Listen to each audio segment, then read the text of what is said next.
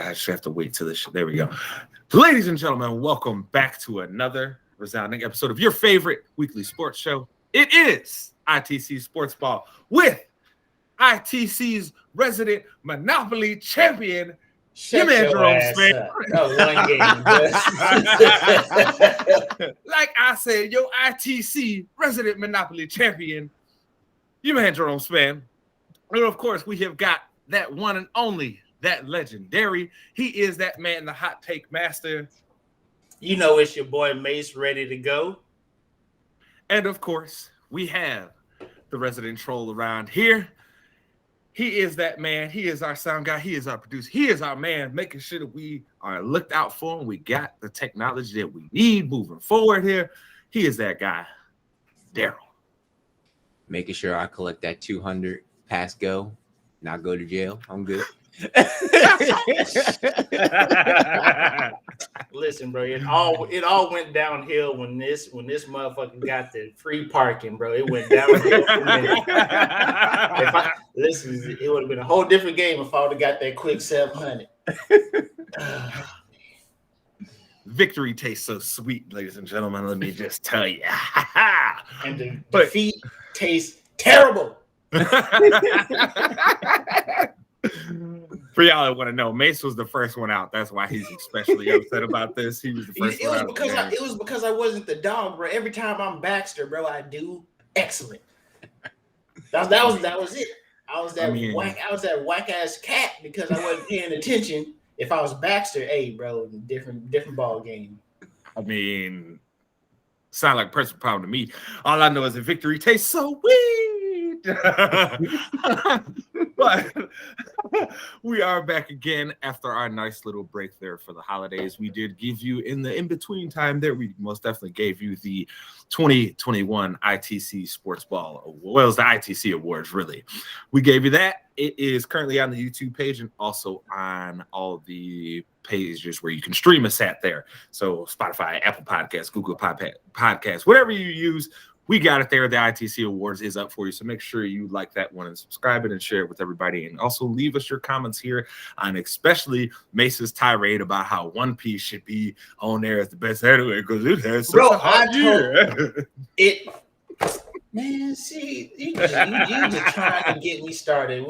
We trying to get these people quality content and you just want me to go off again. Man, I tell you, bro, some people just got it out for you, dog. Hey, man, keep your grass cut low because you never know who's a snake. Snakes. Can't trust you. No more Monopoly. I'm putting you down. Hey. Y'all just mad because I won. Okay, plain out simple. Y'all was both wanting me to lose. And guess who won?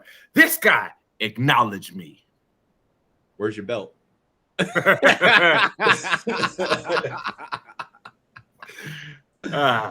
the shipping like on that thing? Because I might need it next week.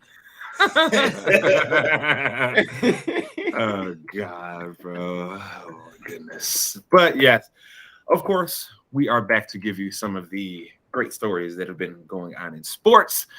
And this week we have to start with Mr. Joe Judge. Now, for those that didn't know, Joe Judge essentially was chastising his players for being ready to go on vacation last season and how this year's guys, they weren't about that. They were all in all season long and they weren't ready to go on vacation at the end of the year, even though the game didn't matter for shit. So I just got to ask Mace, Daryl, you both saw this clip there. I shared it with both of you guys. I have to ask, if you were a player and Joe Judge was saying all this, would you go sign with the Giants?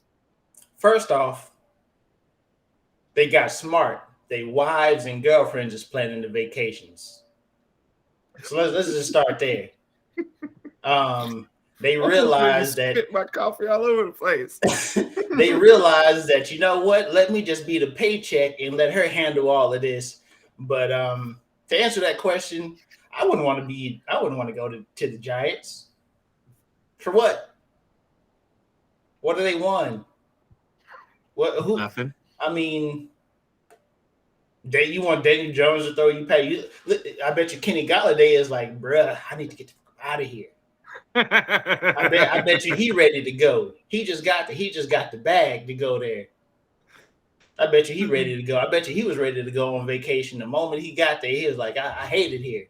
Hey, just think about it. He went from having Matthew Stafford, he's not the best quarterback in the league, but he's a good enough one. He's probably on the if we're doing a list, he's 15 and above for sure, right? We would give him that.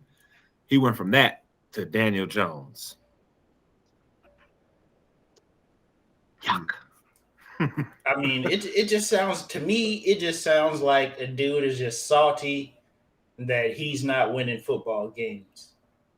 And he doesn't know where to start. So he just got to bring up random stuff to talk about.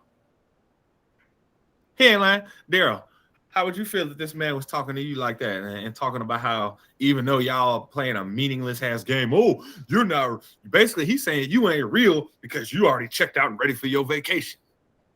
You damn Skippy, I did. This is a job just like any other job, bro. I don't know why people be sitting there trying to – if sports in the last 2 years has taught us anything, is that these guys treat this as a occupation. This is not we don't do this for the love of the game. We do this for that paycheck every week. Mm-hmm. Why are you in the NFL? You get mad amount of money. Like, come on, yeah. I can't get no vacation. People realize, bro, you got even if you're a good player, you've probably got like an 8-year period where you're actually going to get paid a lot of money. Mm-hmm. So, I mean, come on, man. This is a job for these. This is like the best job you can have, bro. You got to go to work for 6 months, 7 months. You get the vacation, just work out a couple days out of the week. You know what I'm saying? Take a yoga class, do some random little shit when the season is not going on, and then vacation for 4 months. That's it. This is a job. They ready to go on vacation. I know when I go to my job and I put in my notice for vacation. My vacation already planned. Like, that's just hey, bro, I'm gonna be out these days. I don't know if you're gonna approve it or not, but I'm gone. Why make a lot of money and can't even spend it? That's crazy. I want to just have my vacation. I want to do all the stuff that I want to do, and then Giants. Come on now. The New Jersey Giants, because they're getting sued right now over not playing in New York. Don't get me started about New Jersey teams. But seriously though, like, it doesn't even make sense. I just don't. He's bored. He's angry. He needs to play a little bit more head coach back in the day. Probably get his strategies right. Like, don't he need to go in there and use that creative play? Creative play. Let's make a new playbook. It'll work. Like that type shit, yo. I don't understand. Yeah, but that's on him. He needs to get out of his feels. Yeah. That's about it. You ain't lying. I mean, that's honestly, he made a whole ass of himself with this comments that he made. Like, it was beyond stupid. I tried not to call. I know I done called a few people stupid on here over the course of the last few months, but I be trying not to. Believe me, I really, really try not to call them stupid. But when I see stupid behavior and somebody that wants to then back up what they're doing and really just stand their ground about it, well, I can't say nothing then that you just stupid. That's all I can say. I don't have no other choice. You leave me zero options but to say you are stupid. So Joe Judge is looking like a real idiot here. Mace, I feel bad for our guy Giuseppe, man. I know he's gotten to get those 2 Super Bowls, more recent history, but look, having your team be a shit show like that is, that's a rough go of it, man. I'll tell you this, Mace. He actually cracked me up. I want to read you his text here. So, me and him, we were talking as the Bears and the Giants were playing, right? And, I started the conversation off with him. And so I was like, hey, so, Joe Judge is just as much of a coward as Nagy, right? And his thing said, every part of the Giants is run in the most conservative way possible. We're a team straight out of 1987. God.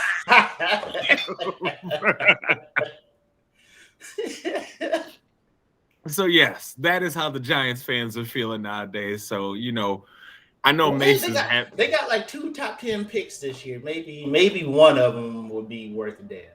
Well, you have to have a GM that knows what he's doing.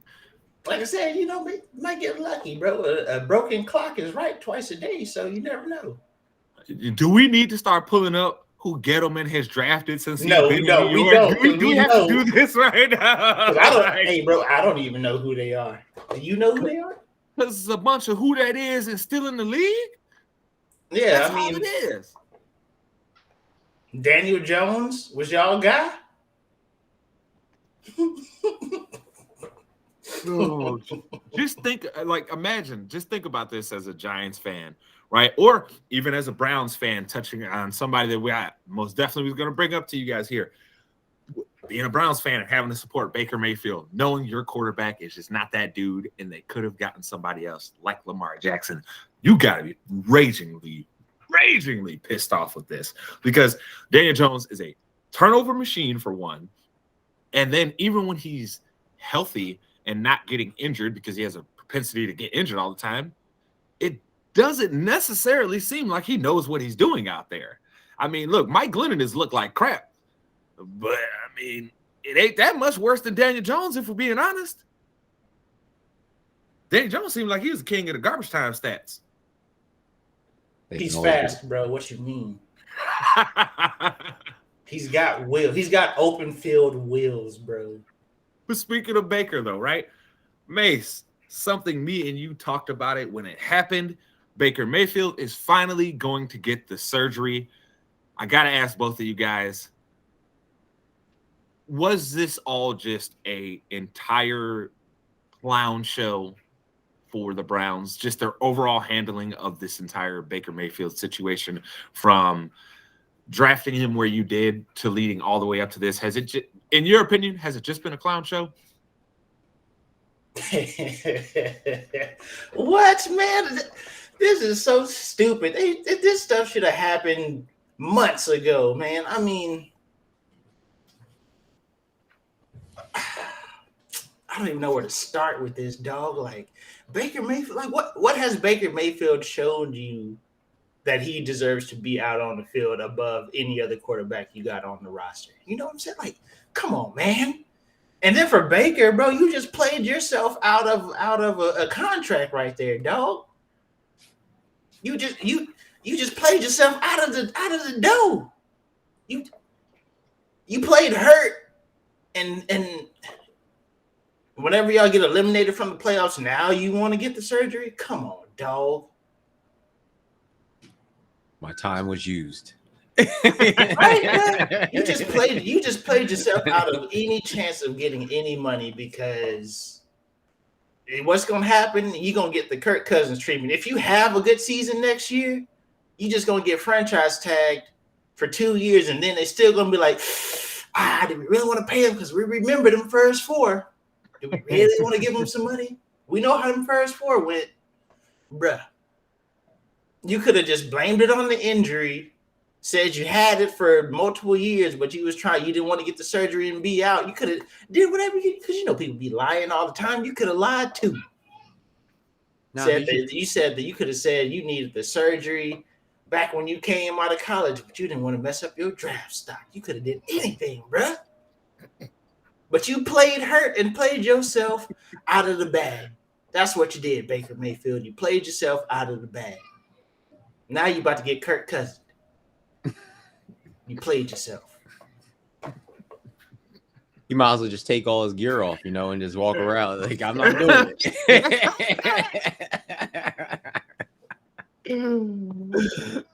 No. Oh, no. Look, man. Hey, Baker Mayfield, you need, if you don't have somebody that didn't put ITC Sportsball in your ear yet, you might want to do that, my guy. Because we told your ass when you got hurt and they announced what the injury was, we told you then, said, dog, get the surgery.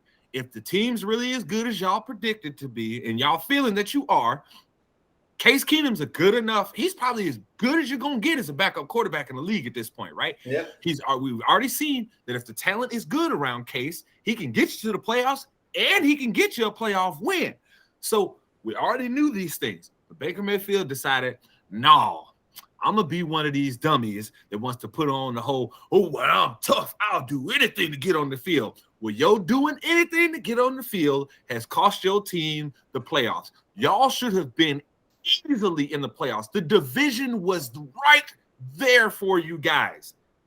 And you shitted it all away with poor performances because, excuse me, we're going to give Baker Mayfield every excuse in the world on why he can't produce.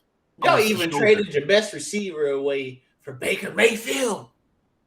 Did everything you could to make it work with this guy. Odell Baker. Come on, bro. Everything you could do to make it work with this guy. And look at what you got. Now all you have is a quarterback with a hurt shoulder and hurt pride. That's what you got. Good job, Cleveland Browns. We thought things had changed there, but boy, how quickly you guys have reminded us that you are still the good old Cleveland Browns. Beautiful. Miles Garrett, you better try to be the Cleveland Browns, bro. Miles Garrett, you better find a way to get the hell out of there. I'm saying it now. You better do just like Khalil Mack did. After a couple years, be like, I don't know about this. I don't know. And then when the Raiders is ready to trade you, and when your team ready to trade you, you be like, all right, that's cool, baby. I'll go. You ain't gonna hear no fuss out of me. you need to get the hell out of there. Get out. What Chris Rock say? Have a bag packed by the door just in case. Boy, I'm telling you, keep that Miles bag Garrett, packed, my boy. They about to piss your whole career away, my guy. Because I'm gonna call it right now, Mace. And this is really where I wanted to end this on, and ask you guys on this, on what you feel the Browns should do. So I'm gonna make my prediction for you guys right up front, right? The Browns is gonna be stupid enough to franchise him. He's going to play halfway decent next year, give them the idea that, hey, man, he might take it to another level now that he's healthy again. And then he's going to get the bag, and they're going to realize, oh, shit, we're paying an average quarterback top quarterback money. Oh, I believe it. It's the Browns. Daryl, what you think's going to happen? I can't think. I can't think of what's gonna happen.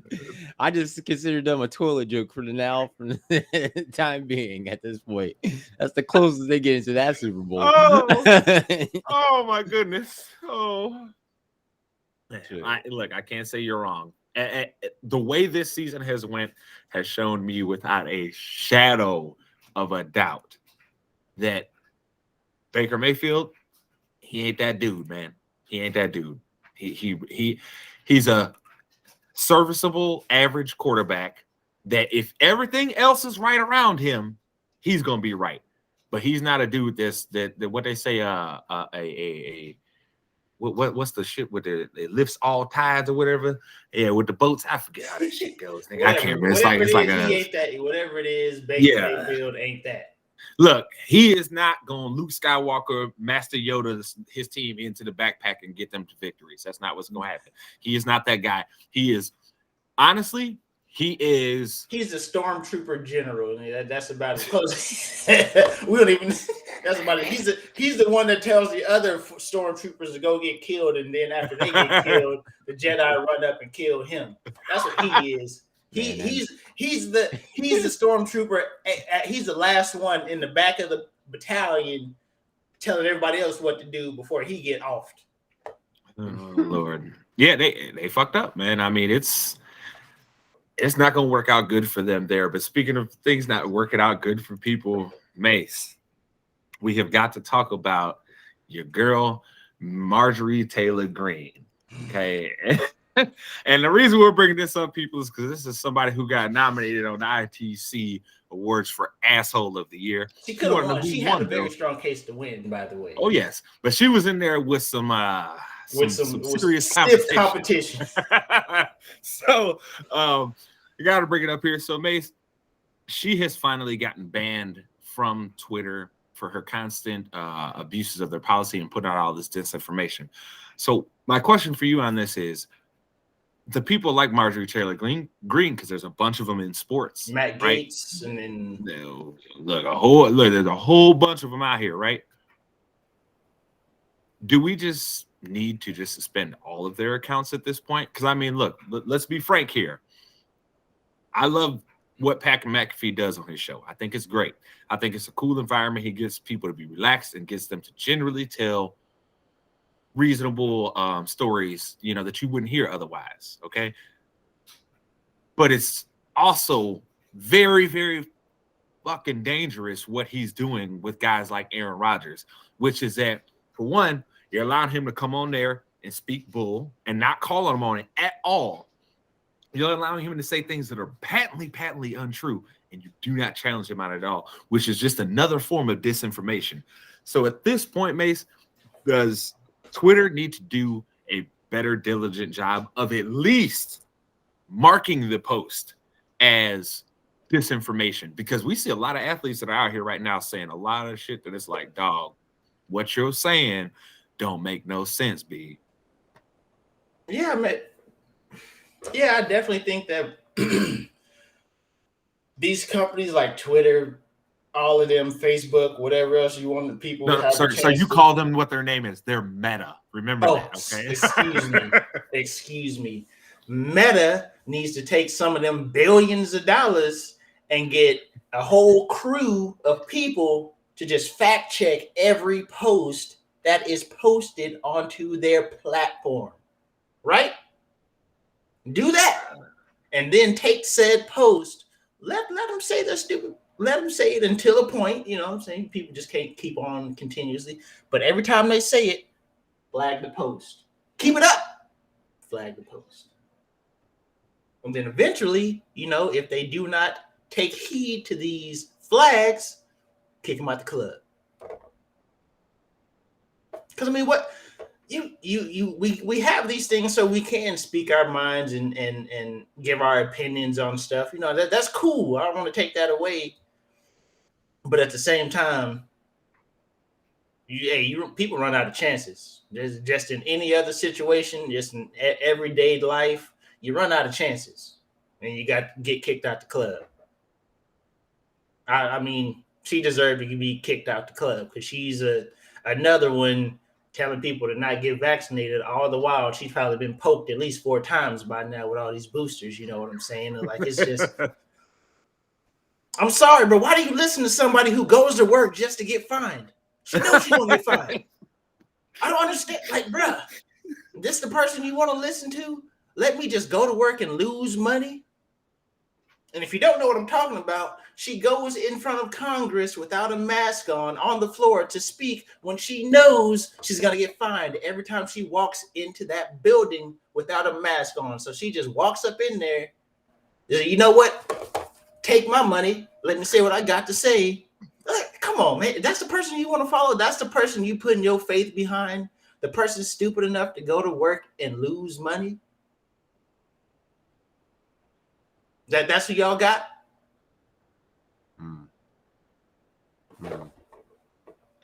He's got a point. What about free speech?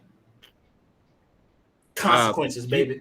Hey, this is the thing. Okay, since you asked about free speech, I'll tell you, this is the same thing I tell everybody. Look, this is America, right? You do have the right to say what you want, but that doesn't mean there's no consequences to your fucking words. That's not what that means. It doesn't mean that, I can just say whatever flagrant shit I want and there's nothing bad that can come of it. It just means you got the right to say it and not be thrown in jail for it. That's all it means. But if you're saying some BS, hey, look, man, this is what I tell people all the time. I tell any white person who asks the question of why can't I say the N-word? I tell you this, plain out simple. You can say it all you want. Just wouldn't advise it for you because it's probably not going to end up very well for your ass. You're probably going to end up getting the hell beat out of you. So if that's the case, you should probably not say that. There's consequences to your actions. You say I'll give it to our listeners simpler than that. You're out with your spouse. Somebody calls your spouse ugly. Either you or your spouse is going to slap the shit out of them, right? consequences. They can say that one of y'all is ugly or both of y'all ugly or whatever the case may be. They can do that. Freedom of speech, baby, all day. But are you just going to sit there and chalk it up as freedom of speech and keep going on about your dinner or date? Or are you going to confront said person who just disrespected y'all?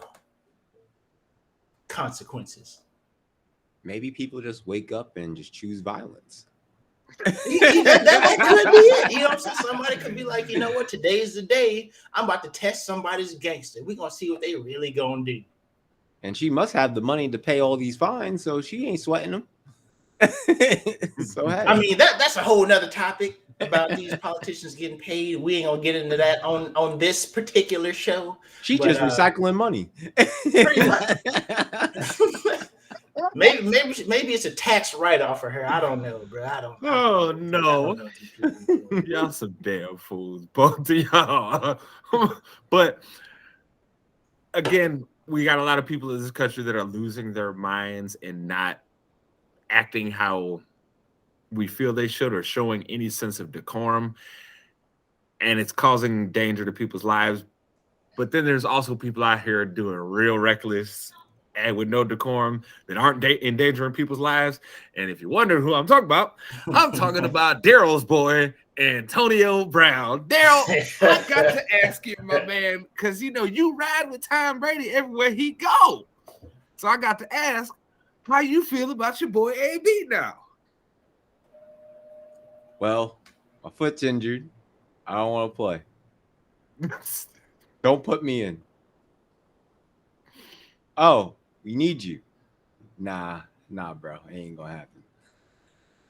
You need to come in. But I understand there's two sides to this whole situation. There is two. Tom Brady did put his neck out for Antonio Brown. I understand that. At the same time, that TV this man loyalty. this man cannot bring the same loyalty back. I've been hearing this whole thing for probably a half a week. And I'm just like, yes, he went about it the wrong way, 100%. He should never did it. It doesn't even, how would I say it? It doesn't even put to example that he can justify everything about what his actions is. So accountability is what he needs to take. And hey, if you're taking out the team, everybody runs with every freaking player in the NFL runs around with injuries. When you try, the whole main goal is how much is your dedication to that team. You don't have that dedication to the team, then we don't need you. Point blank, period. But that's Tom Brady boy, though. That's his boy, though. They're supposed to look out for him. Didn't you hear what AB said in the interview now? He said, Tom Brady, if I'm really his guy, why they over here paying me the veterans minimum? Accountability. I'm just saying. Accountability. Accountability. How many times you can say that word? Accountability. You see, he won't turn his back on TB12. Never. You see that? Hey, Tom Brady would have to come out and call and be like, Daryl is an N-word for him to turn his back on Tom Brady. And even point. Then he'll be like, you know what, I am, but this can all be resolved with some season tickets. Oh, you think I simped that bad? That's how it is. I'm just saying, dog. I'm just saying. I mean, my man said he was hurt, and I don't see here. See you calling out Tom Brady for not being like, "Hey, come on, Bruce, you got to chill out, bro. Chill out, bro. Chill out." I think this is we know. Well, first off, we know NFL teams always find a way to finagle their way around injury reports, and you know that they will try to coax a guy into taking whatever painkiller to put him out there on the field. I mean, this isn't new. So for a guy to stand up to that notion that, hey, I don't care what y'all say, I'm hurt.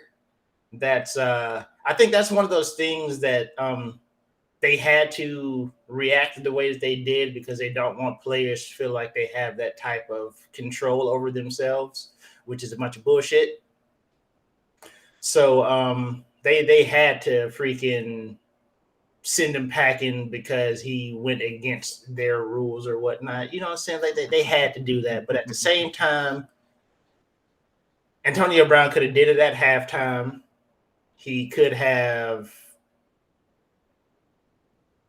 If you're gonna walk off, don't walk off in that manner. You know what I'm saying? Hey, just calmly walk to the locker room with your pads on.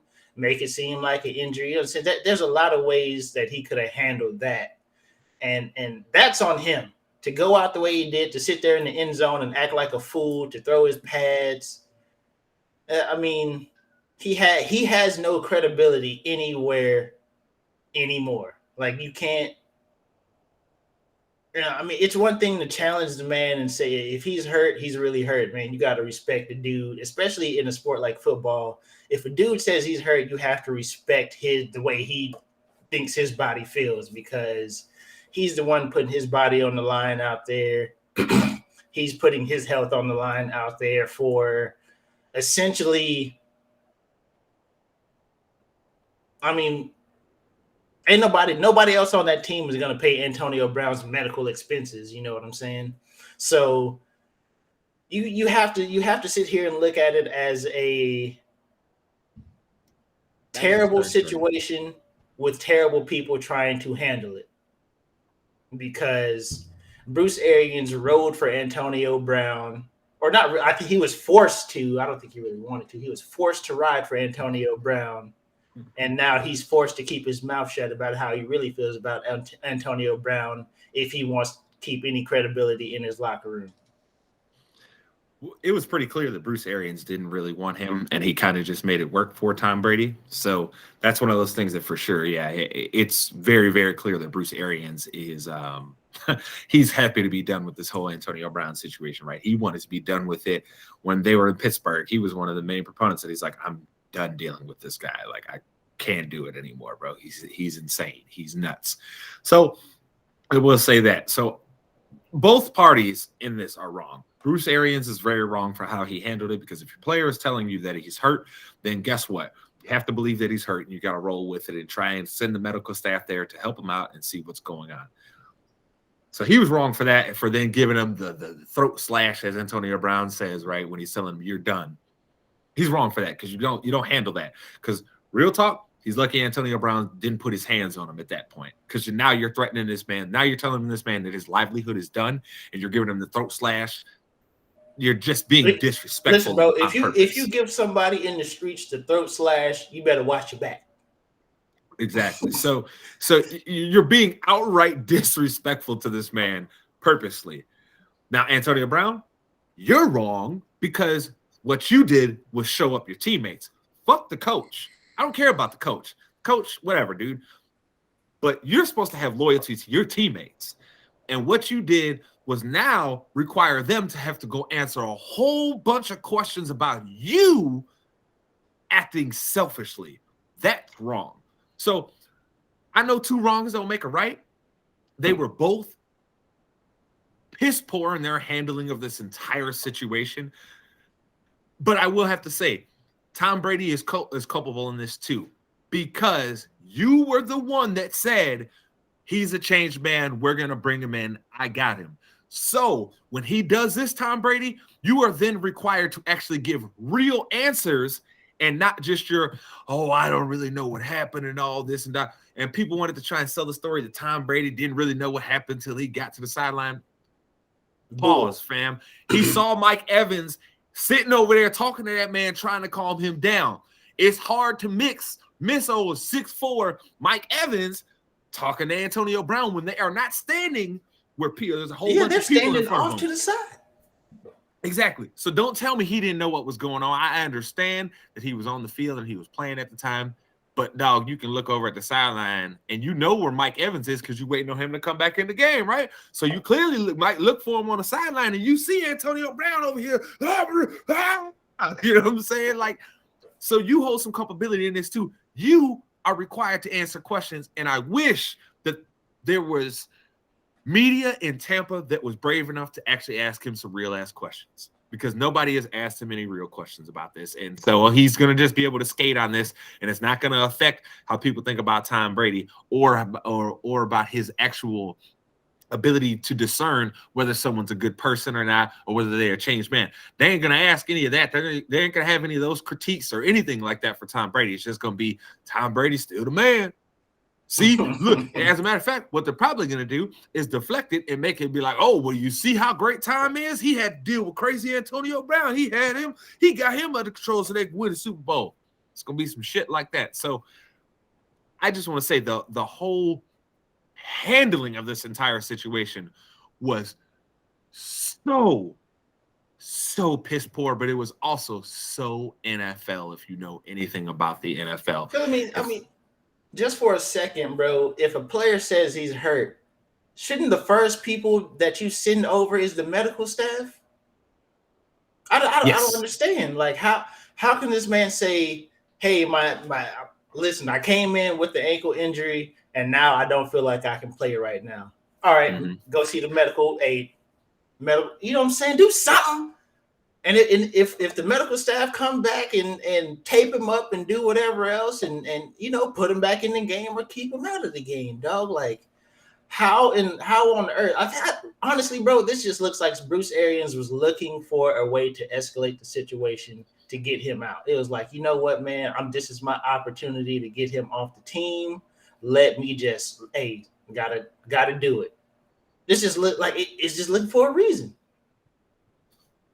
You know, whenever somebody, your job is looking for a reason to get rid of somebody, the first time he called in, he out. You know what I'm saying? It was one of those situations like they were just Bruce Arians was looking for a reason to get rid of Antonio Brown, and he took that, him saying that I can't go back in the game, and just escalated it. And like I said, bro, he's gonna be the one to come out unscathed in this, because people already think Antonio Brown is a fool as it is. So he ain't lying.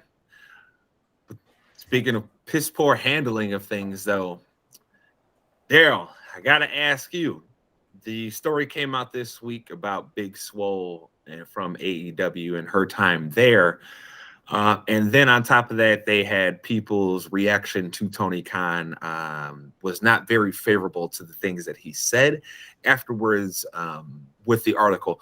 So, Daryl, I have to ask, I know you are informed at least on the situation of what's going on, and you've been pretty fair in your judgments of AEW up to this point. So I have to ask you, do you feel like there may be some truth into the allegations that Big Swole is making, or do you think that maybe this is something that's getting blown out of proportion?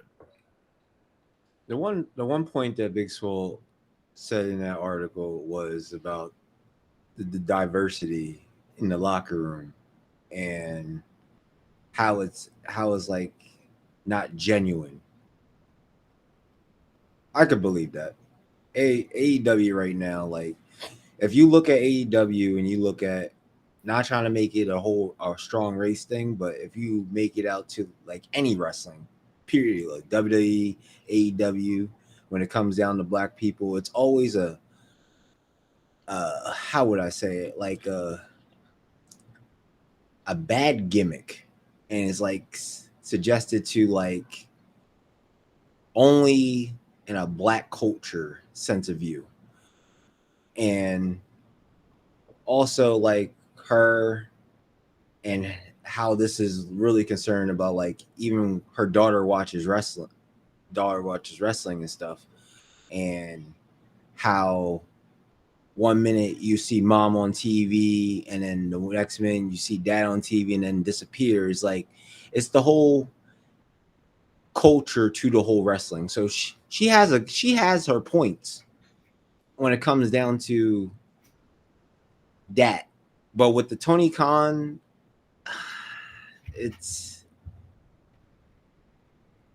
I've been like, right now how AEW is like,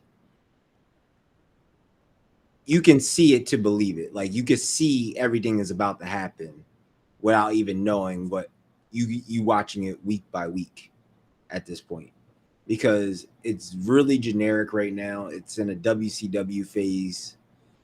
It's constantly hiring everybody. Like someone from WWE don't even have to have like 2 weeks and you're freaking on the next show. That's how crazy it is. Well, would you say that my assessment that I made with Terrell quite a while ago on Inside the Cage was correct, which is that, hey, AEW went from being a place where it was supposed to be opportunity for all to now it's starting to seem a lot like the good old boys club again? Yeah, 100%. Because it's just recently they finally gave probably the most dedicated tag team of their original set of AEW the titles. Finally. Like they worked their ass off. You could see they worked their ass off the whole time. But they gave it more. Jungle Boy's been putting up great matches his entire time in AEW. Exactly. And they finally gave him the credit. But when you see Cody Rhodes playing the Triple H role in wrestling, it's kind of hilarious. Cody Rhodes is now the Jeff Jarrett and the Triple H of all wrestling. No. Wow, bro. Wow, you're not gonna get over on me unless I get my get back. That's all it is. It's like you're holding up a title, and what makes this hilarious that there is such thing as an interim TNT title. What is going on? This is not the UFC. Don't make no sense. We're putting false titles in there. We got Jade Cole. She finally gets a belt. We already knew she had an undefeated streak. She wasn't gonna beat the beauty of the AEW title, right? Women's title, like Britt Baker.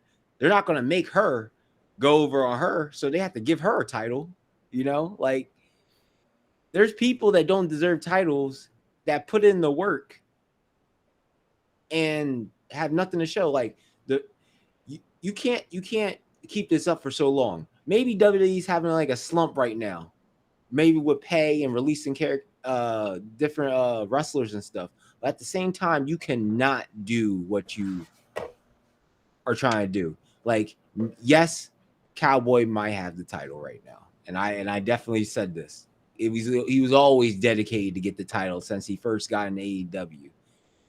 He was always winning the matches. He was always winning on the win streak. He was always doing this. But at the same time, you're only trying to find your next guy that's going to put money in those seats. Omega's injured. Can't make any more money off of him. So you have to build up another person. They're not going to let any WWE guy in the next 6 months have a title. That's guaranteed right now. It's only going to be AEW's roster. But going back to Big Swole, she has a point. I respect it. She did it respectfully too. Not a lot of people do that respectfully recently. So I would say for sure, like, there shouldn't be no problem what she said. That's my opinion. There shouldn't be.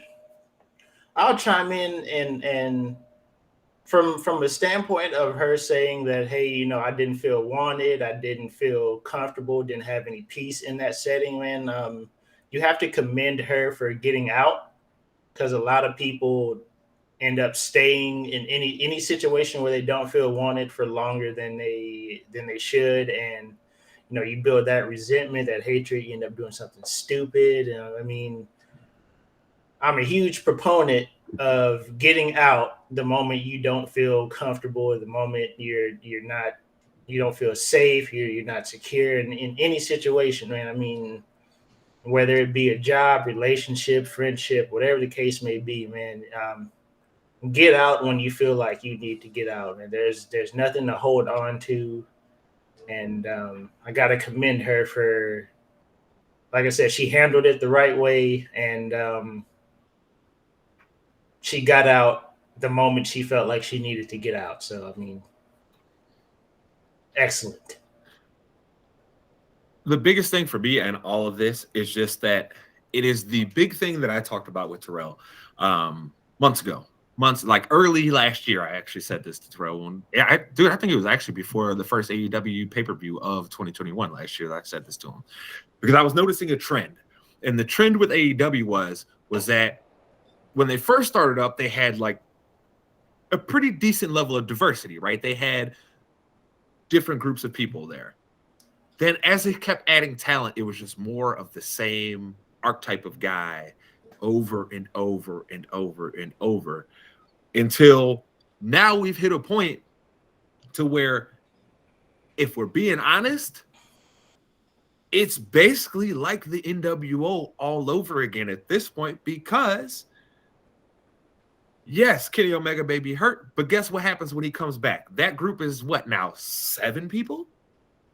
So No. it's like, no, not really, because the split for Adam Cole. The split is because of the injury. Let's be honest. We know what it was, bro. They didn't bring Adam Cole in to not be with this man Omega, dog. They didn't do that. You know this, just like I do.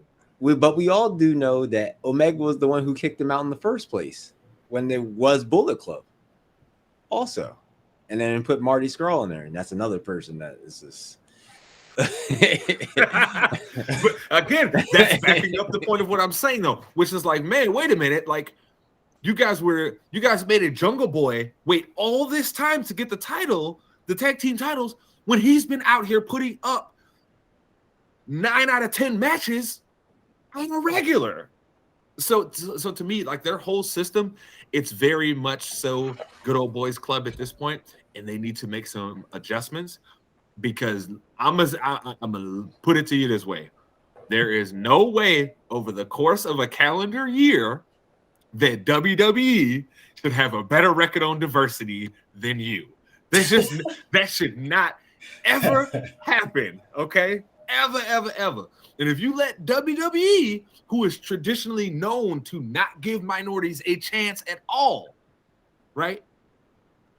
If you let them have a better record on diversity over the course of the year than you know you're really up there. That's just plain out and simple. Think about it. Wait, Bianca Belair, Sasha Banks, Kofi, Woods, all have had big moments over the past year. All of them. Lashley. Oh, yeah, Lashley too. All of them. What AEW person of color can you tell me had some big moments over the course of last year? He tried. Jade.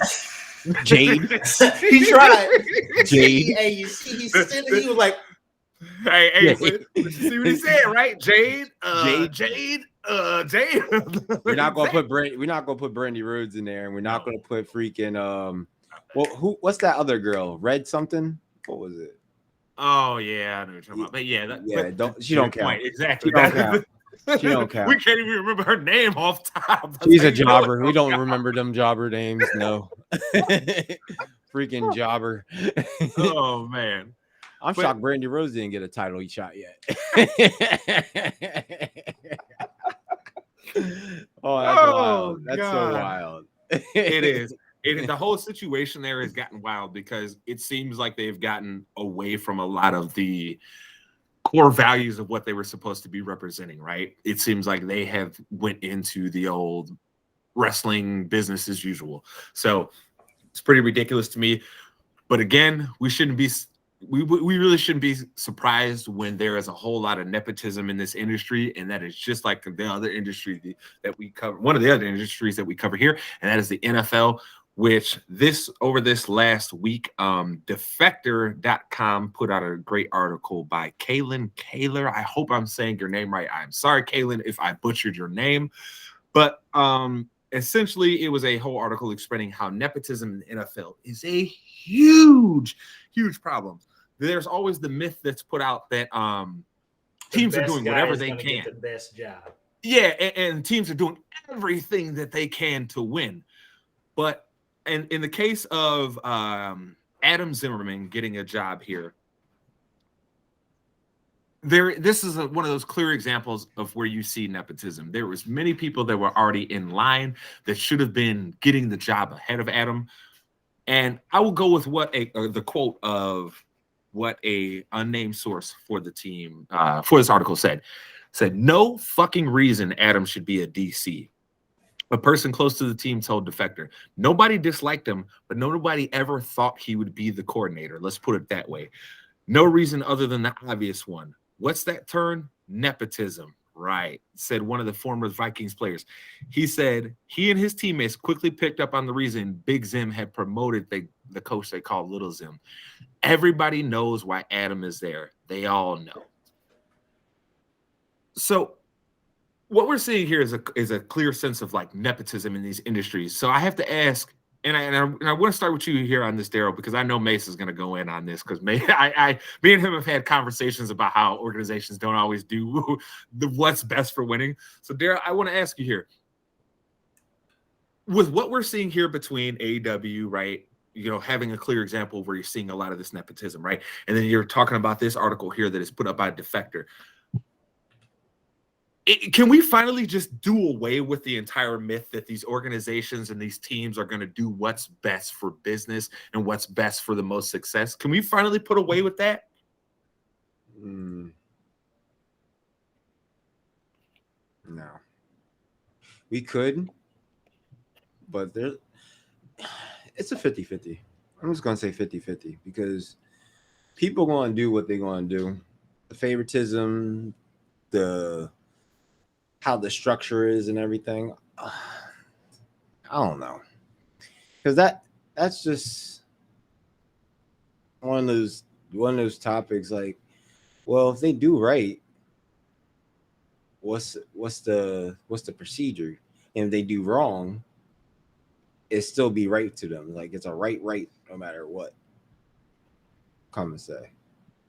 Like how can you go along getting people that are not qualified, right? And you complain later.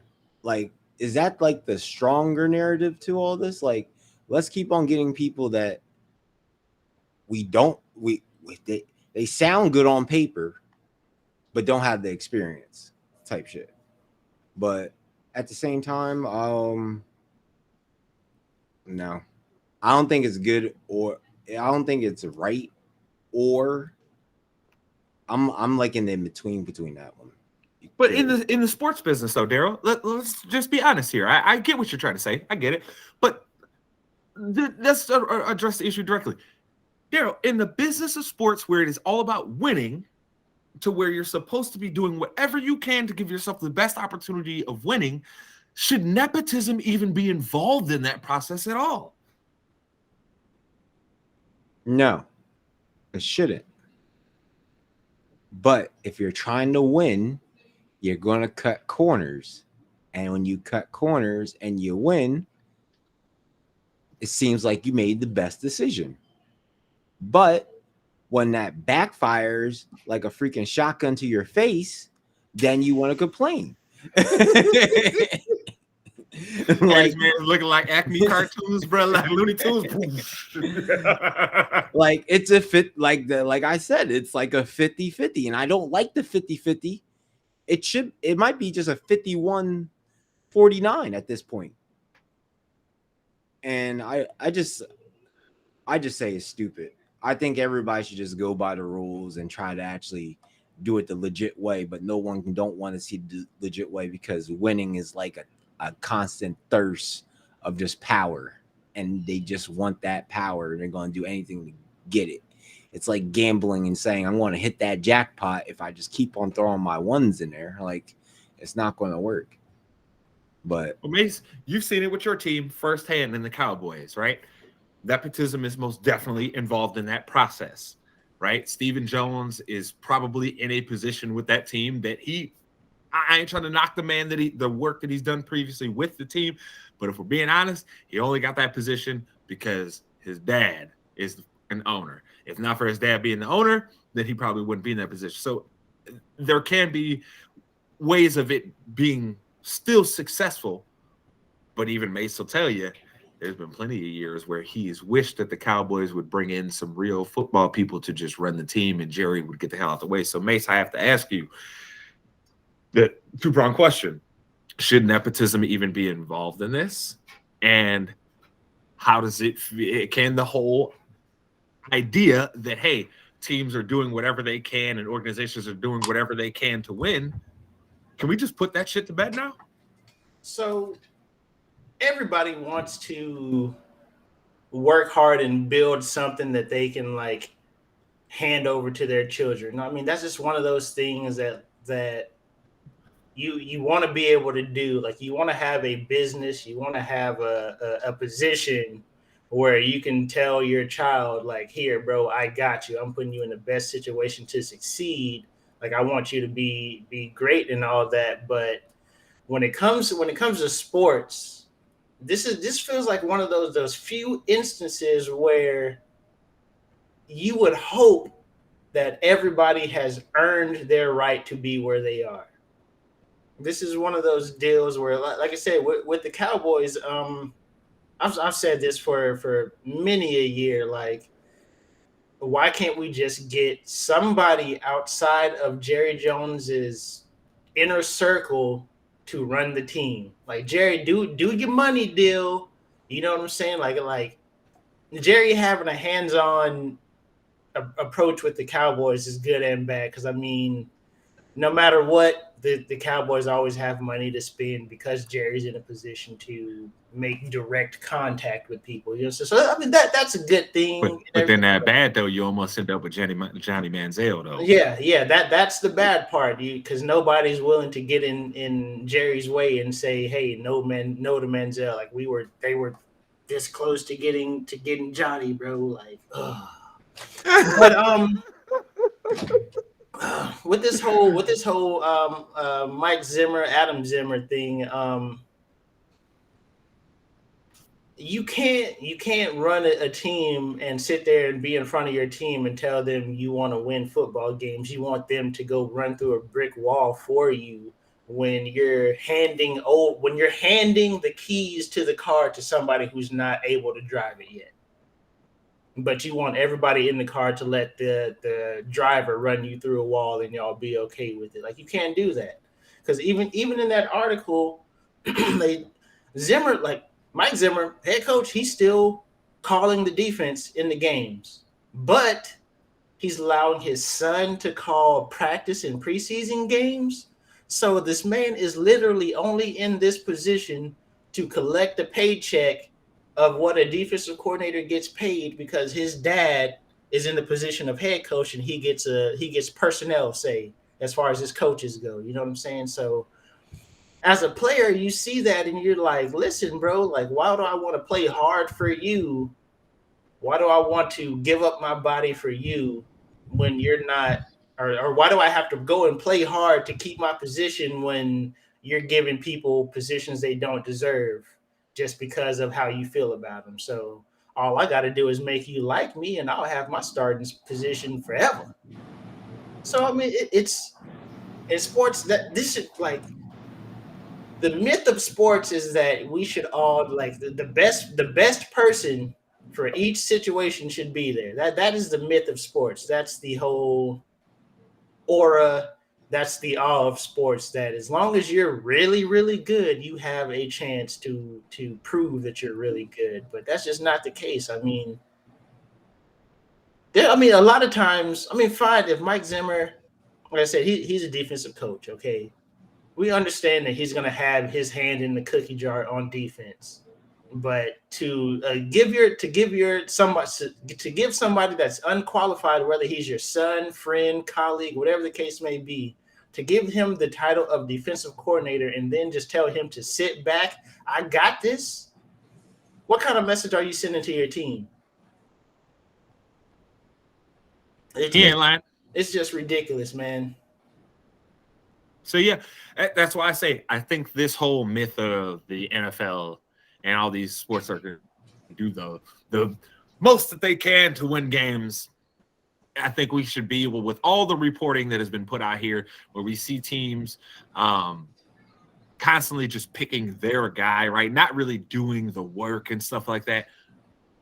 We should know what it is. I mean, to give you another one, when we hired McCarthy, he brought his guy Mike Nolan on. look at Mike Nolan's track record the last few years before he was out of a job. I think he never had a defense ranked over like 27 in the league for like five prior years to him being out of the league and then being the Dallas Cowboys defensive coordinator because Mike McCarthy wanted to give his homeboy a job. That's the BS that we're talking about right there. It's like, how can we say that sports is the great equalizer, that as long as you are good at something, you will have a chance to be good at something? When we have stuff like that happening, when we have Mike Nolan's being hired, when we have Eric Bieniemy's not getting opportunities, when you know what I'm saying? Like, it's just a bunch of BS. Man. Oh, I know all the sports ball fans know how much you hate Mike Nolan at this point. So we all know, Mace. We know Mike Nolan should have never had another job. But no, to Mace's greater point is that we are still seeing way too much of the nepotism out of these teams and out of these organizations. And it is just the whole process, cutting off your nose to spite your face. And hey, if you want to look like Skeletor, feel free, my guy. But me, I like to have a nose. So I think a lot of these teams, including my team, the Chicago Bears, who I don't even want to get started on their whole mess that's going on right now. You got to do better. You have to. You have to stop trying to do things in a way that is, we're just keeping it in the family and we're just doing the good old boys club. You got to start doing things that lead your organization to consistent long-term success. And a lot of these teams that are really, really stuck doing things in a very, very, let's just call it old school way, right? It's blowing up in their face over and over and over again.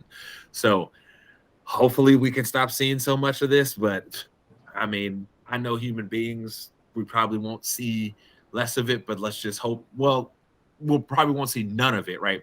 But hopefully we can just see less of it over time here, and people that are capable actually start getting the opportunities that they have worked for instead of getting passed up in the line because somebody wants to hire their son who is not actually capable to do the job.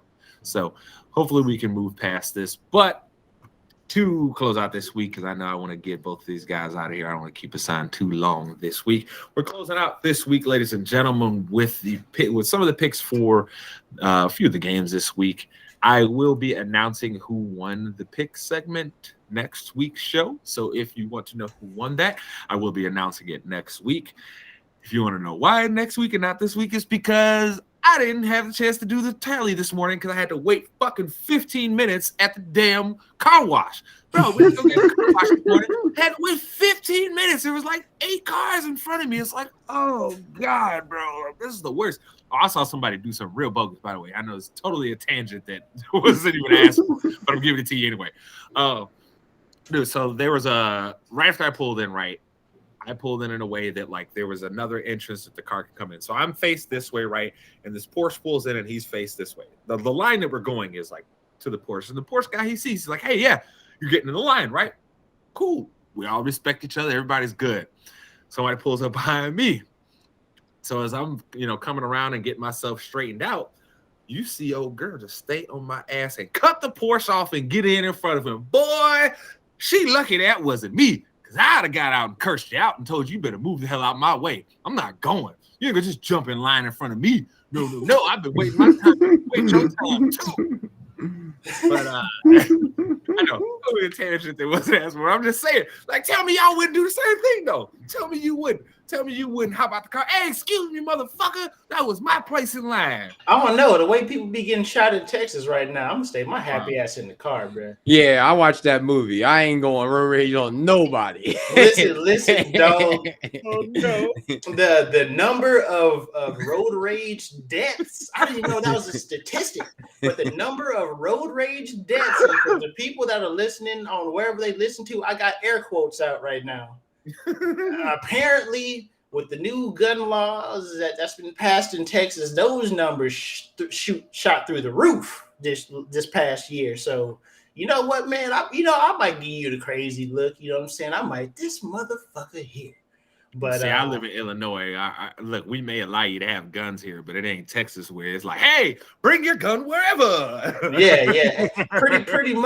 Pretty much as long as you in the vehicle, your car is your house and you can have whatever the hell you want. People go, hey, I'm just waiting on it, Mace. The day that we hear somebody shot an RPG out of a car in somebody else's car, I'm waiting on it. It's gonna happen, though. Like I said, man, the road rage death statistic is going through the roof right now in Texas. People gonna be running around like Jamoy in Call of Duty. Oh, goodness gracious. But yeah, so I couldn't tally it up today, people. Sorry. Okay, damn car wash kind of threw me off entirely. But we got a few games that we are going to go over this week here, and because they have some very big playoff implications for all the teams involved. So we are going to start here with Cowboys at Eagles here. Mace, your Cowboy team has kind of been very, very – I know you've talked about the Bills being a roller coaster, doing a lot of this, but your team has done that a lot this year. It's been a lot I've come to a revelation here. And what I have surmised through this season is that Kellen Moore is a puncher and not a counter puncher. He has a game plan, and if that game plan works, we're going to blow you out.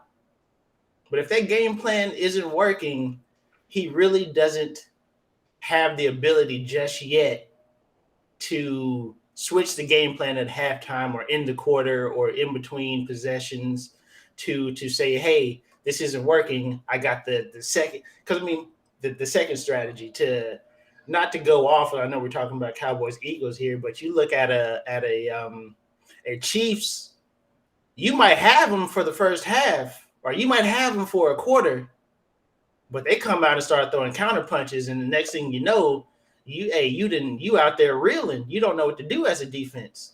The Cowboys don't have that, and it's a direct reflection on the offensive coordinator, on the head coach. Why you say that though? Why you say that? I have to then challenge you on something. When we were leading up to this season, you were ready for McCarthy after this year to be out of here and potentially having Kellen Moore as a coach. Is that something you still feel comfortable with then? Kellen Moore as the head coach? No. I still believe quickly a season changes it. Yeah. I mean, you have to like I said, that's another thing with sports. We should be allowed the ability to take new information and have a new answer, a new explanation, new viewpoint. There you go. Couldn't get the word out, but yeah. Obviously, I've maintained Mike McCarthy need to go, but this new revelation that I've come through about Kellen Moore, he has to go too. Like I'm pretty sure he'll get a head coaching opportunity for various reasons that are non-football related. It is what it is, but he's not. Like I said, he doesn't seem to have the counter to the strategy if it doesn't work, and that is not something you can have, especially going into the playoffs and expecting to have success. But as far as the game goes, to get back to the actual game, I think Dallas is actually sitting a bunch of their starters. I think they have reserved their place as fourth, and I don't think they plan on attempting to have a higher seed than fourth. I think they're just going to coast it on into fourth. In playoff seeding, they've obviously got the division sewn up, being 2 games ahead of the Eagles, and a loss to the Eagles won't change their seeding or their NFC East title. So, but you're giving that Eagles team, who's currently on a 4-game winning streak, you're giving them life. I know. Well, the opportunity to get into the playoffs and be a team that you potentially might have to run into. Yeah, I don't like it, especially a division game. I think you should always want to stomp on your division opponents. I think you should always want to have that mentality of I'm the bigger brother and I'm going to show you at every opportunity that I can that you have nothing. You are nothing. You know what I'm saying? You just want to take your division's soul at every opportunity that you can. And I do not think it's a good idea for them to sit, especially like I said, especially with the way the offense has been playing, I don't think it's a good idea to sit here and say we're going to sit our starters when we have not put a good product out on offense maybe one time in maybe the past 8-9 weeks. Mm-hmm. So, I mean, for Dallas, this should be the game. Hey, bro, we got to figure this out right now. Not next week, not while we are practicing for the playoffs. Figure it out right now. But I think the Dallas is going to lose this game, bro. If we have to pick, I'm picking the Eagles right here because I think Dallas is taking the wrong approach in sitting starters. Daryl, I know how you feel about the city of Philly, but you also are not a guy that roots for the Cowboys. So how do you see this playing out here? I hope the Eagles lose to the Cowboys. I'm not Oh jumping my on that God. train. He's Not jumping so on the train. mad at them. Not jumping on that train. I can lose 1,000 times. I'm still not picking the Eagles. Goodness gracious, bro. Goodness gracious. Look, I'm going to kind of be a little quick on this. Cowboys, more than anything, that defense needs to do something this week to show that they can play consistent week to week because that isn't something that they have shown this year. The offense, I'll be honest with you, I think your offense is what it is at this point. If you want my assessment of what's causing the issue, I think Dak is still hurt and playing hurt. I think he came back trying to help his team and make sure that he was still in a position to play for them. And I think it may have been a little bit to a detriment of him because the reason I believe that is seeing just his body language and his mechanics on some of the throws that he's making, it seems like something ain't right because his mechanics aren't the same. It looks like the Dak that would overthrow and miss throws all the time and had me just losing my mind for the first 3 years of him being a starter. You know what I'm saying? That's what it looks like to me. It looks like his mechanics are off because he's playing on one leg and he's trying his hardest to compensate, and you can't go out there and play hurt, man. Baker ruined his opportunity to get the bag, and you're ruining your chance to win playoff games by being hurt. This is why I think the Cowboys would have been smart to invest into a backup quarterback just in case. I understand when you have a franchise quarterback, you are trying not to invest much more money into that position. But when you are a team like Dallas to where there's if your quarterback there's about 3 guys on that team. If they're not playing, we're not playing well. Exactly. And Dak is most definitely one of those guys. So I think they would have been smart to do that. If you want me to be frank, I think the Eagles are going to win this game. And because of that, I feel sorry for whoever the hell they got to play in the first round. Because, look, man, I know a lot of people, including our guy Smoke, are still going to try and hate on our boy Jalen Hurts around here. You know what I'm saying? Hey. Smoke, look, Smoke, you can hate all you want. That man going to the playoffs and is he going to basically be 1 or 2 games short of having the same amount of wins as your team, which you said was going to be balling this year. So I think the Eagles will – oh, that was so great. Oh God, I pray to God, I pray that went on the recording there because that was so excellent. That's the one I might have to clip right there and just use that over again when teams do something stupid. Boy, just hate it. What did I say? It's so good because it was like a far-reaching like echo, and it's just like somebody just like picking up what the. See, this is why I had to be on that. I told you. Oh God, it's so great because he did. He literally warned us before the show. He was like, "This is why I be having to mute my mind." That's excellent. Oh, that was great. But yeah, but to the point I was trying to make, I think the Eagles are going to actually be a scary team to play in the playoffs. That offense the way that they can present multiple ways of running the ball at you, and they seem to have figured out the passing game as the year has progressed here. It seems like Hurts and Jalen Smith. Devontae Smith. Devontae, God, why do I always do that? I always want to call Devontae Jalen Waddle's name. I always want to do it. I always switch their first names, and I don't know why. But Devontae Smith, him and Jalen Hurts seem to have really, really gotten on the same page, and they seem to have a very great connection here, which shows that was a awesome pickup by the Eagles there in the draft. That is something that they are most definitely can call that when they hit. So I think the Eagles are going to continue their hot streak and get their winning streak up to 5 here and be red hot going into the playoffs here.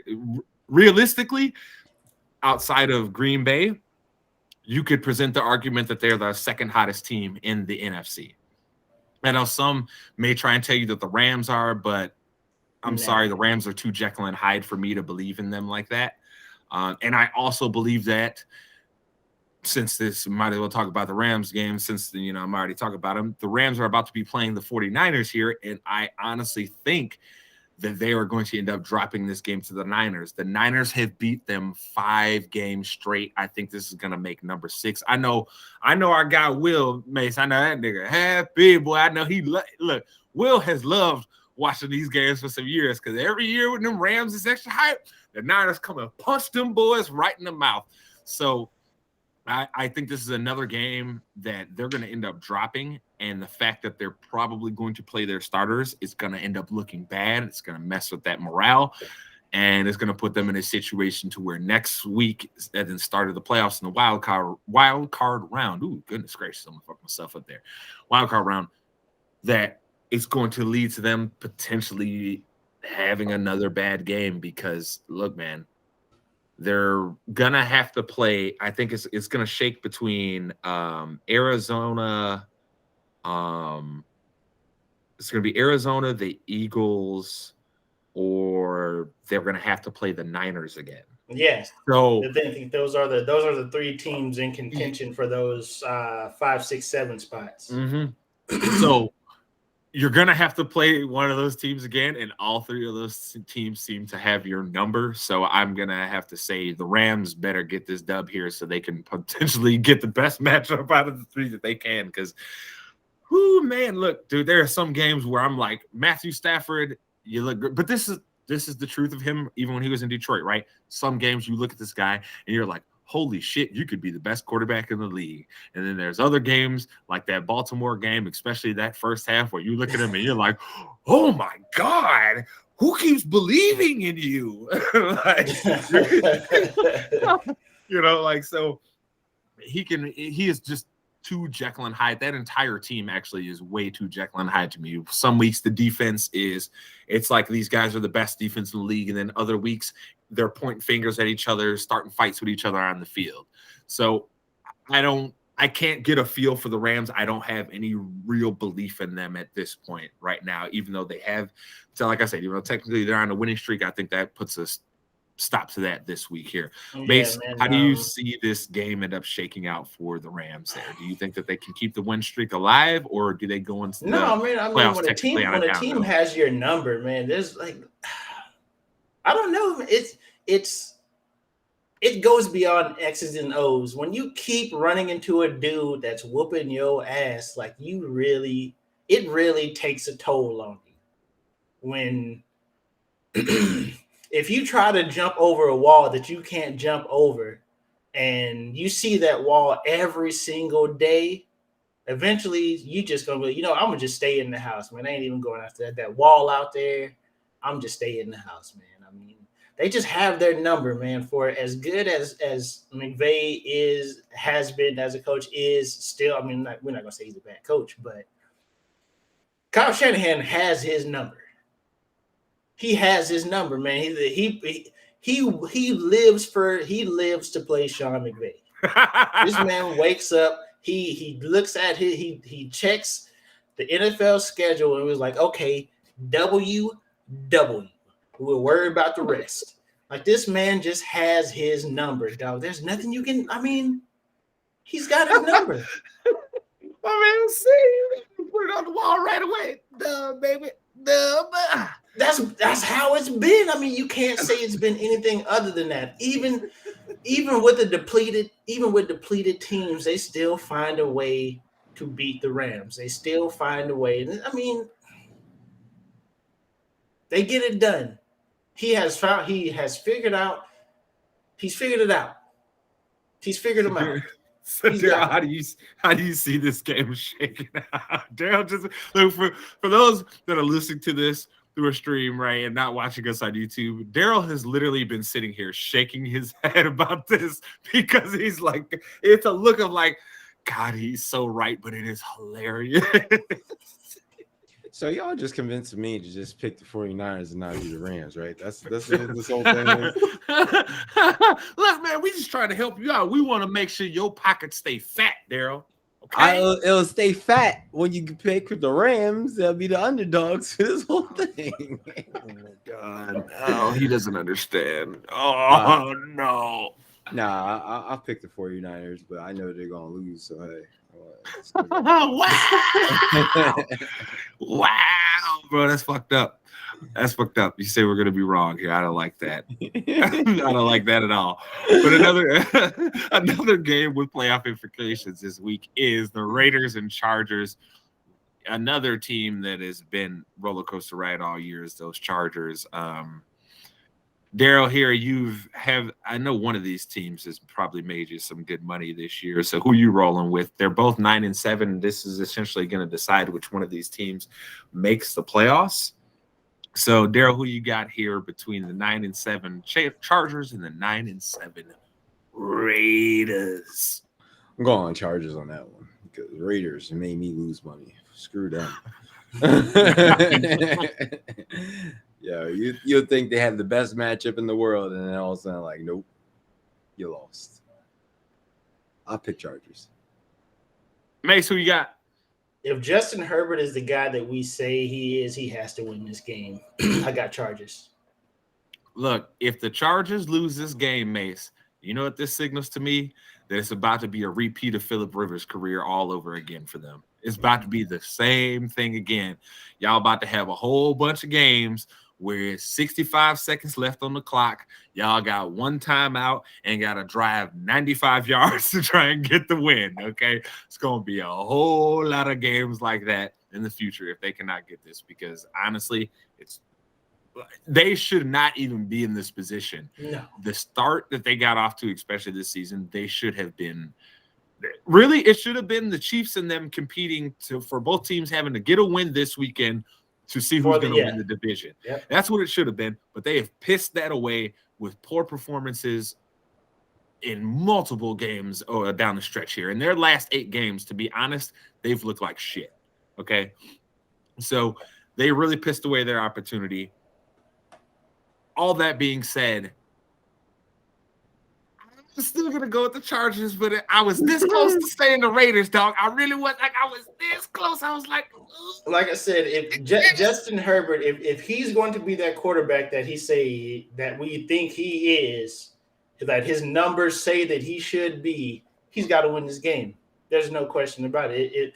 Because now we're going to be talking about his rank. Like, he's always going to be linked to Joe Burrow. Always. Mm-hmm. So to keep up, he's got to win. 100%. 100%. And then there's really only one more game that actually has any playoff ramifications, and that would be the 8-7-1 Steelers at the 8-8 Ravens. From what I understand, Lamar Jackson is still going to be out for this game. If Baltimore's smart, you sit Lamar Jackson no matter what. Even if your doctors say he's healthy enough to play and he's telling you he's healthy enough to play, you sit his ass down. Because if you happen to luck into making the playoffs after getting a victory over Pittsburgh, one thing you need over everything else is a healthy Lamar Jackson.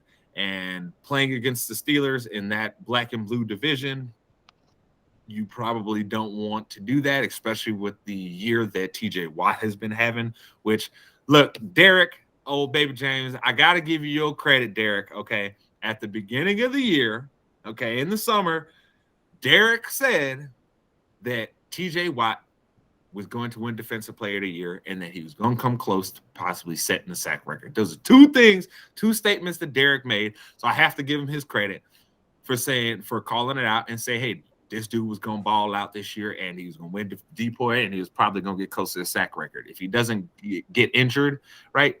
Or wasn't it COVID that actually put him out for this COVID game? Yeah, COVID. Yeah, if not for the COVID stuff, he probably actually does break the sack record because he is in 16 games. I might add you, not this extra game that we have. Yes, like he would have most definitely done it within 16. So I have to give you your credit there, Derek. You're hearing it from me here right away. You were right on saying that he was going to do those things. But I'm going to tell you one thing. You were still drunk as hell when you was trying to tell us that he is good as Aaron Donald. You fucking crazy. Aaron Donald, he has the most double teams in the league and still be out here producing. This nigga TJ Watt be getting single coverage and beating the hell out of this man, which, hey, as an edge rusher, that's what you're supposed to do, right? If you get singled up as an edge rusher, you are supposed to win. But this man, Aaron Donald, you could double team him, tackling guard and center. It don't matter. He beating all of them. Why you shaking your head, Daryl? Would you disagree? You trying to tell me Aaron Donald ain't no dog? I'm just listening. I'm not doing something. I'm just shaking my head. Don't mind me. Don't mind me. Oh, that's excellent. But yeah, I have to say, TJ Watt, you have most definitely proven that you are probably, if we're talking just linemen, right? That's including like the down linemen and then like your rush outside linebackers behind Aaron Donald. You and Myles Garrett probably have the argument for being the next guy. It's one of you two for sure in my book. So I have to give you your credit there, TJ Watt. All that being said, all that fanfare and shit for old Rapelessburger last week, I done had about enough of them trying to celebrate that man's damn name like he is out here being the greatest person ever and all this. Man, get the hell out of my face, okay? He's a rapist who won 2 Super Bowls. The first one that his defense handed to him, and his second one, that's right, his defense handed to him. So I'm sorry. Get the hell out of my face. I'm happy to see you go. I think Ben Roethlisberger goes out with one of them games where it's like he throws 3 picks this game, and we all get to laugh about how, oh my God, did he look god-awful in this game. So I'm going to pick the Ravens here. I think the Ravens have found something with Huntley in a backup quarterback. I think they're going to end up probably trading him in the offseason, Mason, fleecing somebody into giving them way more than what you should get for a guy who is actually a limited player like Huntley is. But big ups to him for actually playing well in his opportunity this year. But yes, I think Baltimore wins this game, even though their defense is got to be one of the worst things I've ever staked. Dude, their secondary, Mace. Oh my God. It's like they took a bunch of high schoolers that are just fast enough and put them out there. And we're like, try and cover these NFL guys. I mean, the perfect example is the game against Green Bay. On the in the red zone, you have a inside-outside coverage on Devontae Adams, and the cornerback he knows he's got the help on the inside. A man knows he's got the help on the inside. And what does he do on the snap? Jumps inside. Those are the type of people that Baltimore are deploying on defense right now. Mm-hmm. But I'm still picking them though. TJ Watt will get the sack record because Huntley's gonna hold on to the ball, try to scramble, do all these little things. And TJ Watt gonna get him. He's gonna get the sack record. Let's just reserve that as a great accomplishment, but they're still gonna lose. Look, I'll be honest. I'm rooting for him to get it. I'm not a hater. I like seeing history. You know what I'm saying? Like I love it. It's awesome when you get to see these historical moments, right? When you got to live through this moment of history that's gonna last for a while, right? That shit's always really cool to me. So yeah, most definitely rooting for him to get it, but I still think that Baltimore ends up getting this win here because, like I said, I think Rapelessburger is about to be turning the ball over. Like, man, Daryl, in the closeout to Rapelessburger's career, who you got? Steelers at Ravens. You honestly, we haven't even called him by his real name yet. If you pick him, bro, we on. This is the Big Ben story. Oh God! Oh man, see this is why you can't do nothing. This is why you can't take him out nowhere, Mace. You see this shit? This is exactly why. It's a Big Ben story. You know how they're gonna do it. They did it to everybody. Everybody gets their last hurrah. They gave Tom Brady the last hurrah. You gonna give Big Ben the last hurrah. Hey, Tom Brady almost had that. Hey, what was his last hurrah in New England? I believe that was a pick six. You gonna talk about this? Oh, you ain't gonna talk about it now? Okay, yeah, I'll tell you about this. But yeah, I think honestly, I think that's the crux of it there. I think just Ben Roethlisberger turns the ball over again and again here. But one thing I do have to ask before we close out with football and close out the show for the day, Mace, what the hell are the Arizona Cardinals? They are. That's tough, man, because better yet. I'll ask you this: do you trust that team? No. They have reeled at the end of the season, the last 2 seasons, I think. And I don't know, man. It feels like they have to go off script offensively to be successful.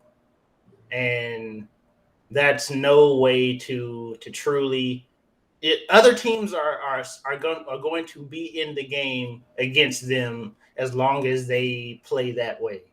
And in the playoffs, everything gets a little more scrutinized. Teams have a little longer to look at your film.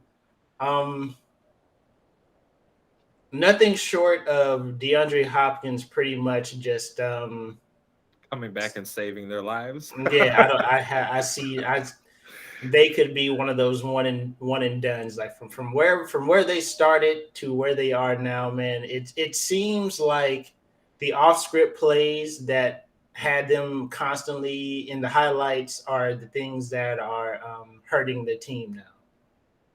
I'm gonna say it plain out and simple. The Cardinals are one and done, and this is gonna be the talk when they start to talk about. Did Cliff Kingsbury get figured out? Is Kyler Murray figured out? And we'll have to see what they come back with adjustments next season. Because I think you are 100% right, especially since Hopkins has went out, Mace. That team is very inconsistent. You know, without the off-schedule plays, and if you can manage to do a halfway good job with keeping Murray in the pocket, you got a real easy chance of success, because I think teams have finally figured out that, oh, wait a minute, Kingsbury's just running the same damn system he ran at Texas Tech. Let me look at how these defenses played them, because we know ain't no defenses in the Big 12, but even some of them shut that shit down. So let me just see what they're doing. Let me figure it out. And I think teams have now figured out a little bit more that they're really trying to run a vertical offense, and if you can just prevent them from hitting the big plays over the top, it causes them big problems. They have no run game outside. Murray is the run game, and for your quarterback to be the run game, and then also have to make the correct decisions. We saw it earlier in the year with Philadelphia, man. Whenever Hurts had to shoulder the entire offensive burden, they didn't look good. They started handing the ball off a little bit more. Now passes seem to be coming fairly easier for him. Mm-hmm. So, I mean, it's just another situation where your quarterback can't be your entire offense. No. And the problem is that I think Arizona has gotten comfortable with their quarterback being their entire offense. And we know, just like everybody else that's watched enough football over their life, when it comes to the playoffs, you better be able to run the ball. Because you got it. No matter who you're playing, no matter if you're the better team, you have to be able to shorten the game for the other team. You have to make sure that other team is not going to have a high amount of time of possession. You have to. It is vital. You cannot be getting in shootouts in the playoffs. You cannot do that. Hey, ask New England what happens when you get in a shootout in the playoffs. You let a motherfucker like Joe Flacco end up going off on you, and you be like, how did we let Joe Flacco do this? Hey, old Joe Cool, baby. Joe Cool. Yeah, look like Joe Camel Cool. Motherfucker need to sit his ass down somewhere. Go on somewhere with that Joe Cool.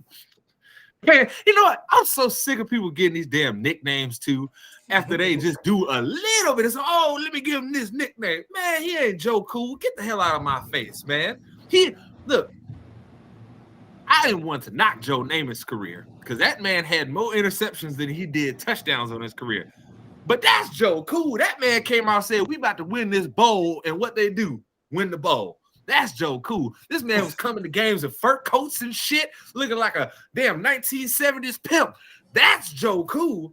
Not some dude who just got on a little bit of a hot streak. Man, I hear the hate. But you know what it is? Because I done had too many damn people try and tell me that Joe Flacco was a good quarterback. Like, no, he just got on a hot run. His just happened to be in the playoffs. We see bad quarterbacks get on hot runs all the time. So, and why aren't the Browns in the playoffs?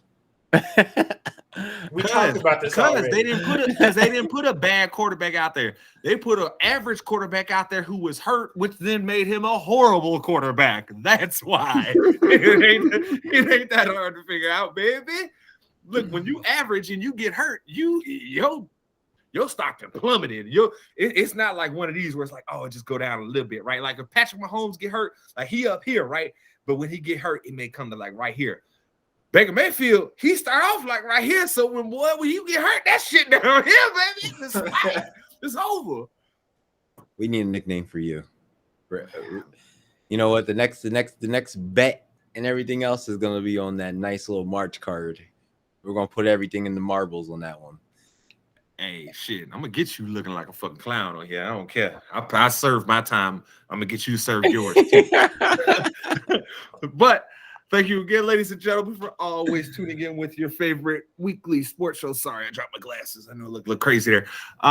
So as we do each and every week, Daryl, tell the people where they can find you on all the social medias. Alvarez Effect. Yeah, don't let this low elo janitor shit fool you. I don't even know what the hell that is. That's just some He's still bullshit. Alvarez Effect, bro. So yeah, whatever, man. Alvarez Effect on Twitter and Instagram. Low Elo Janitor on Twitch. It is amazing. I don't understand. Low Elo janitor. Why would you want to be known as a janitor? Because I'm gonna be mopping people. That's Oh, come on. There we go. He even has. Why are you this way? See, I can have the low elo, then I can just hit you with the mop. So it just makes it rough for you. Go on. Oh my God. That is a creative name. You need to stop. It is, but I don't. Look, man. Whatever, man. Bro, just change Whatever, your dog. whole gamer tag to low elo janitor, bro. Yo. Gamer tag, bro. We'll just drop your Cash App, listeners. Get this man the $20, $10 he needs. If you do change it, you better tell me. I'll be deleting motherfuckers that I don't remember who they name. Who is this? Low janitor. Who are you? As a matter of fact, I just went through my friends list and got rid of like 20 niggas. It's like, who are y'all? I don't remember y'all. Exactly. Like, who the hell are these fools, man? I don't understand who these people are. But I don't want to get rid of it on Xbox. I think my name is good on Xbox. I don't want to lose that to some random. Oh my God, bro. Oh, Mace, where could the people find you? Man, you already know, man. Find me at Twitter at funky_stuff09, Instagram Nindaime Sama, or get on the Twitch, man, because I'm going to stream me whooping those two's asses in Monopoly. I need y'all to be here to see my comeback. I need y'all. Listen, hey, bro, you got to have a setback to comeback, baby. You know what I'm talking about? You got to have a setback to comeback. And follow me on Twitch, twitch.tv/swaggymace, man. Hey, I need y'all to be in my corner on this because the comeback going to be strong. And your boy going to be there talking shit the whole time. If this nigga don't stop it. Whatever, man. Make sure you follow them both on there. You guys already know you can find me everywhere at JSpan the Man. That is from Twitter to Instagram to Twitch, all of them. You can find me there. Also, thank you as always to our sponsor, Swope's Athletic Recruiting and Scouting. We always appreciate you here being our sponsor to the show. And of course, thank you again to all you listeners for taking your time with us this week. But in the next coming weeks here, you guys will see a little bit more of some editing and the little surprises tucked inside of the YouTube feed and also inside of the audio feeds that you guys are getting on Spotify and all the wonderful places like that and Apple Podcasts. So keep tuned for those. We are going to be bringing you more and more. And as we said, this year is going to be a bigger year for ITC just in general. So don't forget to like, subscribe, share. And if you are on YouTube, make sure you hit that bell so it gives you notifications of when we post new content. We make sure we get you at least one piece of new content every week, and it is usually a podcast like this. So make sure you're tuning in, make sure you subscribe, follow, share with everybody. Again, people, we appreciate you. And this has been another episode of your favorite weekend sports show, ITC Sportsball. Oh my God.